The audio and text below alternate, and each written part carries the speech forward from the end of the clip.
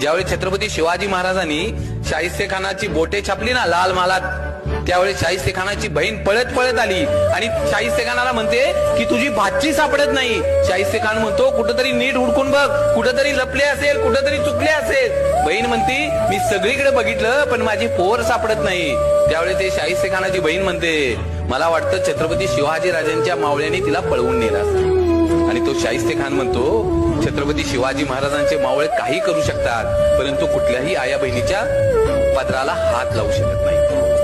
ही माझ्या राजाची पुण्य आहे. अरे जो औरंगजेब छत्रपती शिवाजी महाराजांचा सगळ्यात मोठा शत्रू, आणि ज्या दिवशी छत्रपती शिवाजी महाराजांची निधनाची बातमी त्याला कळते ना, त्यावेळी आपले दोन्ही हात त्या खुदाकडे करतो आणि त्या खुदाला मागणं मागतो, हे अल्लाह अपने जन्नत के दरवाजे खाली रखना, माँ बहनों की इज्जत करने वाला दुनिया का सबसे बड़ा योद्धा आपके पास आ रहा है. माझ्या राजाची ही पुण्य आहे ना.